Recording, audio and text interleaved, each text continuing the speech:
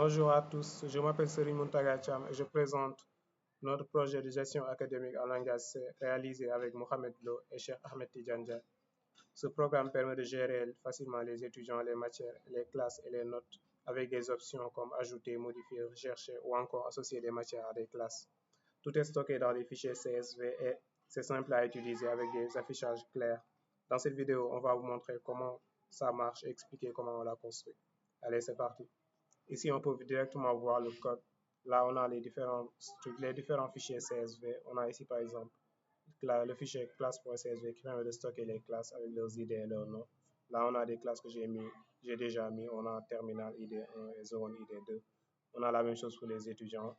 On a le fichier matière classe.csv qui permet de faire le lien entre les matières et les classes auxquelles ils ont été associés. On a le fichier matière et puis notes qui permet de stocker les matières et les notes. Là, on a le programme avec différentes structures, étudiants, matières, notes, etc. Là, on a les fonctions qui vont permettre de gérer le programme. On a la fonction menu principale qui va d'abord nous permettre de faire un choix dans les sous-menus pour ensuite appeler une de ces fonctions-là qui va ensuite nous donner accès à plusieurs possibilités grâce aux différentes fonctionnalités ici. On a les fonctions pour la gestion des étudiants qui peuvent nous permettre d'ajouter un étudiant, de modifier, supprimer, rechercher ou afficher des étudiants. On a à peu près la même chose pour les matières, les classes et les notes. Et puis, on a les fonctions qui permettent de récupérer des noms à partir des idées pour avoir un affichage plus convivial. Là, on a les fonctions IDGIS et ValidateString qui vont nous permettre d'avoir un code plus résilient, plus robuste. IDGIS qui permet de vérifier si un ID existe avant de l'utiliser et ValidateString qui va nous permettre d'éviter les chaînes de caractères spéciaux dans les inputs. Là, on peut voir, par exemple, la fonction menu principale avec ses différents choix. OK, et on va pouvoir tester tout ça directement. On peut voir le premier sous-menu de la gestion des étudiants qui peut nous permettre d'ajouter un étudiant. On ajoute son ID, son nom et l'idée de sa classe. On peut afficher ça pour voir. On peut le voir ici tout en bas. Cham Ahmed, celui qu'on a rajouté en dernier. Là, on a tous les autres que j'avais rajoutés. On peut le modifier en mettant son ID toujours. Nouveau nom, mettons So. Et prénom, si on met Momo. Voilà. ID de la classe, on lui change de classe. Et si on affiche à nouveau, on peut voir les changements.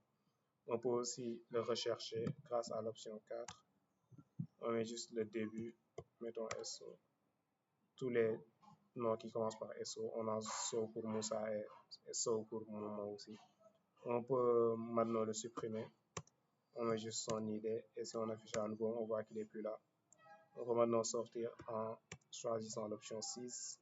On peut entrer dans la gestion des matières. On peut rajouter une matière. On met l'idée de la matière et puis on va mettre le nom, par exemple Algo. Voilà, on peut l'afficher. Là, on peut aussi la rechercher en mettant AL. On a toutes les matières qui commencent par AL. Ici, c'est Algo. On peut aussi la modifier avec l'option 2. On entre son idée et puis nouveau nom. Mettons, par exemple, maths discrète. Maths discrète, voilà. Si on affiche à nouveau, on pourra voir mathématiques discrète ici. Voilà, on peut aussi le supprimer finalement en mettant seulement son idée. Et puis si on affiche à nouveau, on peut voir qu'il n'est plus là. On peut sortir maintenant, tester les autres. On a la gestion des classes qui nous permet d'ajouter une classe. Non, essayons DUT1. Voilà, on peut afficher pour voir. On a, en plus des autres classes, maintenant on a DUT1 avec son idée. On peut aussi la rechercher comme les autres en mettant, pourquoi pas, D. On a tout ce qui commence par D. Là, c'est DUT. On peut aussi faire d'autres choses, comme par exemple la modifier. Voilà, on ajoute l'idée de la classe. On peut mettre son nouveau nom. Tout à l'heure, c'était DUT1. Essayons DIC. Voilà, et si on affiche à nouveau pour voir ça. On peut aussi la supprimer. Avant ça, on va d'abord essayer l'association. On peut lui associer des matières. On met l'idée de la matière auquel on va l'associer. Et puis on ajoute l'idée de la classe. Là, on les a associés. On peut aussi les dissocier en faisant à peu près la même chose. On va les dissocier, on peut d'abord voir que ça a été stocké ici, un set, le lien entre les deux. On peut les dissocier maintenant. Voilà, un set. Là, ça a été dissocié. Et enfin, on peut le supprimer. On entre son idée et là, on l'a supprimé. On peut voir qu'il n'est plus là. On peut sortir en utilisant l'option 8.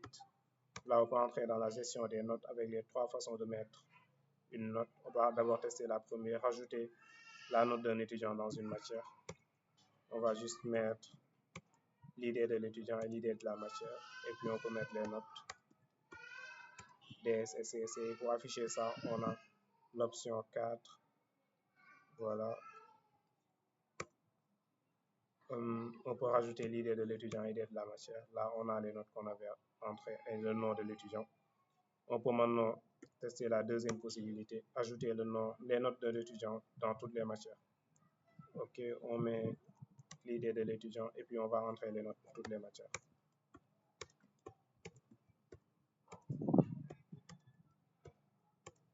OK, là c'est bon. On va afficher ça avec l'option 5. On ajoute l'idée de l'étudiant. Et là, on a les notes pour toutes les matières, les notes CC et de DS. Et puis enfin, on a la dernière façon de rajouter une note qui est de rajouter les notes de tous les étudiants d'une classe dans une matière donnée. On va maintenant tout simplement mettre l'idée de la classe et puis l'idée de la matière. Voilà, on peut maintenant mettre les notes pour tous les étudiants de la classe dans cette matière-là.